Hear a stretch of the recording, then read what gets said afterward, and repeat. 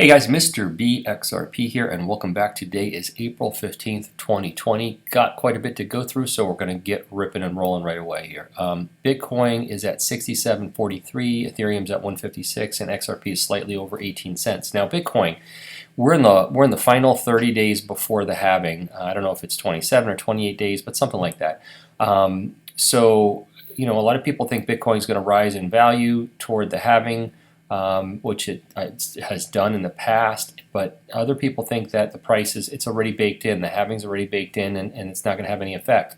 So for those that don't understand, the halving essentially means that the people who mine Bitcoin, the block reward is going to be cut in half. So essentially they're going to get half the amount of Bitcoin that they would normally get. So the cost of mining Bitcoin is technically doubled because they're going to have to mine twice as much to get a full Bitcoin. So it's going to be very interesting what happens here. But we will wait and see, and time will tell, as with most things in this space. Fiat leak looks like we're just about at 18.5 cents, so slightly moving up since the last time I looked at it. Fiat leak just posted this on Twitter this morning. I'm glad they posted it because it proves to me that this was a true event and it wasn't a glitch. So Fiat leak says, does that smash the all-time XRP volume record on Fiat leak? Anyone seen it go above 32 million? So essentially, Awake, who's at Mr. Level Up on Twitter, had posted that XRP had traded 32,631,000 in a 1 minute interval, which is a lot. So the fact that they reposted it, I thought that was cool, and it shows us that it was probably true. So that's interesting to see. That's a lot. That's a lot. All right. So Michael at VAL5Link, and let me just stop for a moment. I want to thank Michael and I want to thank Crypto Wolf. They send me information every day. And guys, I'm sorry I don't use it all the time. I'm sorry I don't use all of it. I don't make that many videos, and I just try and use the stuff that interests me the most for the day. But I appreciate it. Keep sending it if you want to, and you guys are awesome. You guys are rock stars. This one says, recession, you mean depression. The IMF suggests a 6.3% drop in the economic activity for 2020, saying this could be the worst slowdown since the Great Depression. Wow, okay, so we have more talk like that. Going over here, Bloomberg. The IMF wants policymakers to avoid repeating the Depression-era mistakes of ratcheting back budget deficits. Instead, it's urging them to ramp up fiscal stimulus when the current event starts to abate. Okay, so we have concern after concern after concern about the economy. And look, let's face it, guys. I mean, the amount of people that are out of work right now, or furloughed, or are on unemployment, or it's just crazy out there. And what I would tell people to do is be prepared. I mean, with the economic forecast looking as it does, the hardest thing for people to do today is to make changes that in 3 to 6 months they might wish they had made sooner. Okay, so you might want to look at your present situation and decide, are there some things that you might be able to do without, and just kind of be prepared, because the economy, once they reopen the world, right? This isn't for me a Florida thing, and it's not a United States thing, and this is a world thing. It's not going to go from 0 to 10 overnight. It's going to go from 0 to 2. I mean, not a lot of people are going to run out to movie theaters, and not a lot of people are going to run out to restaurants, and they're not going to want to sit shoulder to shoulder. And you're not going to hand strangers your cell phone and say, hey, we're on vacation, would you please take a picture of me and my family? Those days are gone for a while. Do I think that they'll wane over time? Yeah, I think it'll wane over time. But it's going to be a slow roll when this economy reopens. So as I've said in the past, and I'll say it again, you're either part of your own plan or part of someone else's plan. And trust me, their plan sucks for you. So have a plan. Just, sit down now, take some time off of Netflix, and sit down now and plan for making it through this rough patch, because it's a rough patch for the whole world, not just for you, not just for me, not just for anyone. Make a plan. So just wanted to share that with you. I'm an optimist. I'm optimistic every day, but just because I'm an optimist doesn't mean I can't admit when there's weeds in the garden. And the economic conditions today are weeds in the garden. They need to be plucked, they need to be picked, and they need to be corrected. So, take control, stay on the offensive. I always tell people, stay on the offensive. Don't be on the defensive. Don't put yourself in a position to have to react to situations that happen to you. Put yourself in a position to control them. So, I'm off my rant. Just wanted to share that with you. Great Gatsby, who's at Bamboo XRP. He's a super sharp guy, really, really smart. You should follow him on Twitter. Not everything is a conspiracy, and not everything you are told is true. The ability to critically think and cross-check references is what separates intelligence from those who believe they are smart. So listen, there's all kinds of stuff that we see out here in the world and that we see on Twitter, and some of it's true and some of it's not, and some of it's not true right now and it's going to be true in the future. So it's your job to take all this information and make the best decision for yourself. So which brings me to Cryptopolis, and you're going to need to go to Twitter, and I'll tell you what I'll do is I will pin this in a comment on this particular video because I want everyone to see this video.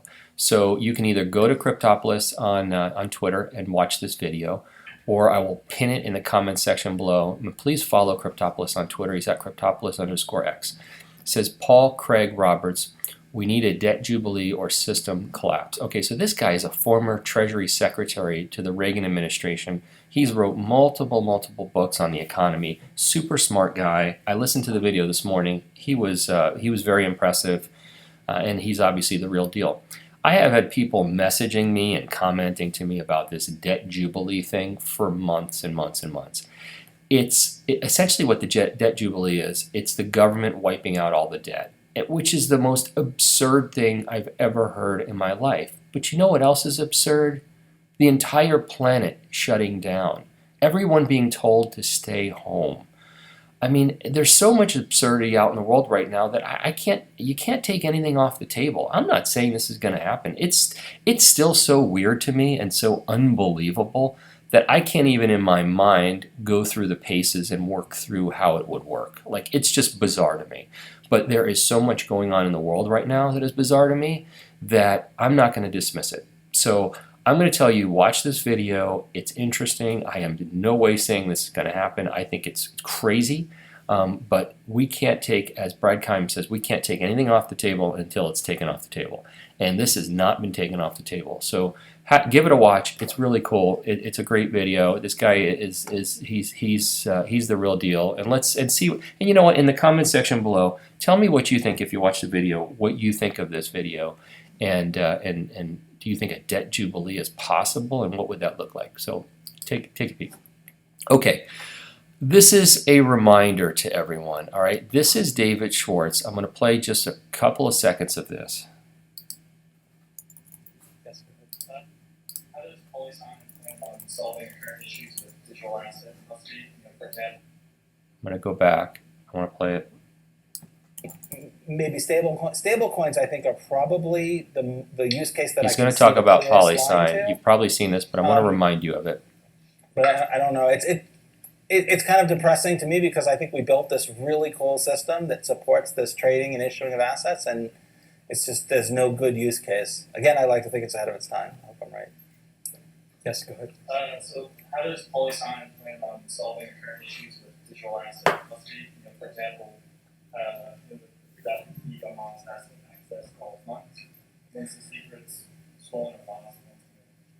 God, I really wish I could answer that, but I'm under a non-disclosure agreement with Polysign, and because they're in stealth mode right now, I don't know what I'm allowed to tell you. Okay. I can tell you that they're in the custody business, and of course I can tell you that they're doing it like an amazing way that, Arthur and I are behind this, we're the lead guys on the technology, and obviously we're doing it, we think we're doing it right, but unfortunately, I don't know what. I really wish I could tell you because it's so freaking cool. I'm busting with wanting to tell people what we did, and they're like, "Oh no, we're still in stealth mode. It's still non-disclosure." So unfortunately, I cannot answer that question. But I feel really bad about it. I guess can I ask one more? I guess in the cryptographic, Okay, so that was at the University of Texas at Austin. I don't have the date on that. But David was giddy about Polysign. Polysign was in stealth mode. They recently just changed their website. It actually looks very, very cool. Building the future of digital assets, Polysign develops state-of-the-art, secure, scalable infrastructure for financial institutions to fully leverage their digital assets. Okay, let's go back.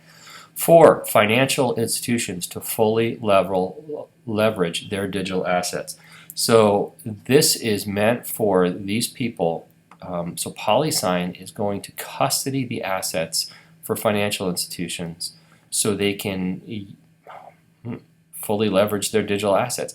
I don't know if we don't know exactly what they're going to do. I mean, if we kind of go through their site, it's proprietary blockchain technology, groundbreaking security, Silicon Valley meets Wall Street, raising the standard of regulation and compliance, relationships come first, custody at core. You almost wonder if we're going to see the what was the X pool that Bob Way used to talk about? Are banks going to put their? I mean, obviously their XRP is coming here, guys. I mean, this is what this is about. This is about XRP. Let's just say it. It's not doc connecting. David and Arthur Brito didn't open this up to not have XRP come home. So XRP is going to be housed here now. What are they going to do with it? Is it going to be used is it going to be used for in a way like an exchange is used? We don't know for sure how they're going to use it, but this is the mystery of Polysign, right? And I meant to show you guys, for the record, and in fact I should have pulled it up on the screen. Ripple actually let the xRapid trademark die. I was on the trademark site the other day looking, doing some research on some other companies to try and tie them to Ripple, and I checked the xRapid trademark and it's dead. They literally let it die, so it's gone. Just a little side note. So anyway, Polysign's exciting. I can't wait to see what they're going to do. Is it going to be a form of the X pool where people will come here for liquidity? I don't know what they're going to do, but we know it's going to be good. We know they're obviously coming out of stealth mode because they just lit up their new site and they've done some posting on Twitter. So guys, keep your eyes on Polysign. It's only good for XRP investors. Obviously, this is good stuff. So moving us toward adoption. All right, moving on. This lady talks about on-demand liquidity. This is just a reminder to everyone. About crypto assets.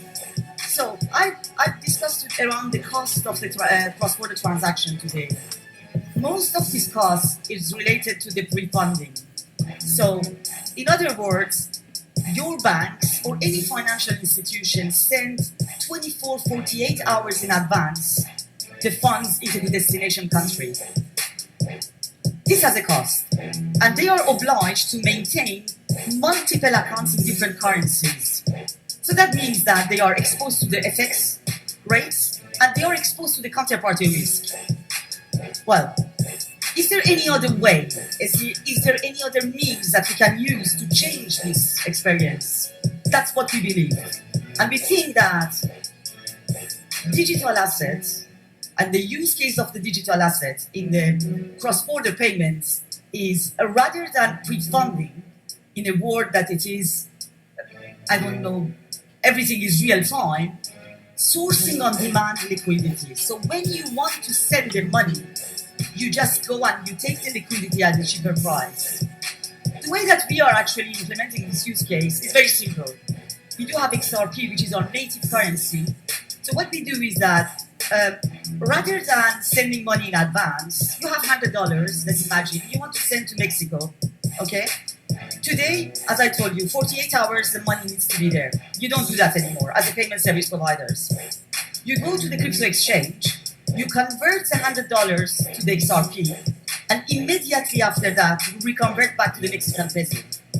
This is very transformational in the sense that you are using the crypto as a bridge asset. Thank you to Notorious XRP for that clip, and I think she should have Notorious have that music for her whenever she explains ODL, because it's really cool with that music in the background. By the way, I've always wondered who at Ripple came up with ODL, on-demand liquidity. I think that was the greatest rebranding of xRapid I mean, it was absolutely awesome. Someday, it's one of the questions I want to ask them from Ripple is who came up with ODL, and I might post that on Twitter today. See if somebody will answer that. I mean, they don't answer too many questions, but that might be one of them. Okay, update on SBA. Some of you who follow me on Twitter know this and have been watching me and my frustration about the Small Business Administration. So I did this post the other day. American business owners will be unhinged when they find out the SBA changed the terms of the Disaster Assistance Program grant, which is no longer $10,000 but $1,000 per employee, up to $10,000. Can't help but feel like they lied to get people to stay home, let them hear you. So essentially what they did was they originally told business owners that it was going to be a $10,000 loan that didn't have to be paid back, which is like a grant, and it was really a rubber stamp application. I mean, this was a no-brainer. So plenty of business owners made decisions over the last 2 weeks that they might not have made if they didn't expect this money, in my opinion. They might have ordered inventory for their companies. They might have not let some people go. They might have paid their mortgage instead of asking for help from their mortgage company, which is a whole other story. Watch my video on forbearance from last week.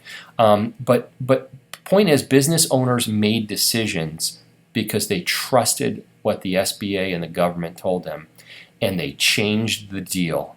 And it's really BS that they changed the deal. And I wanted to point out to everyone, it's now $1,000 per employee, up to $10,000. Now, the way I run my business is I own a real estate company in Florida, and all of my agents are 1099, which means they're not technically employees, even though I pay for the overhead and I pay for the office and I pay for all that stuff. So the point is, I don't get any credit for any of them. So for this $10,000 grant, so to speak, I went from $10,000 to $1,000, which I haven't seen yet, by the way. But it will go to $1,000, assuming I ever see it. So it's shameful. It's sad. The mainstream media hasn't caught wind of it, or they just don't care. Nobody is talking about it out there. It's very frustrating for business owners. I'm glad to see people have taken to Twitter and are airing out their discontent for the program, and it's really a bad deal. So anyway, I wanted to share that and give you guys that update. Now, last thing I want to show you was, I don't necessarily know if this video is true, but it's interesting. It says, a world without humans has allowed animals all over the world to explore new places. It's a minute long. I can't play the music because I know they're going to copyright strike my so if you're watching this, great. If you're driving, I'm sorry, but there's animals all over the world. There's these capybara in Argentina, and these camels in Maracos, I think it is, and peacocks in Spain. These animals are running through the cities. I don't know if it's true or not. I don't know if this is just a propaganda for a greener world, or if it's actually true. A deer in Paris, which was actually amazing.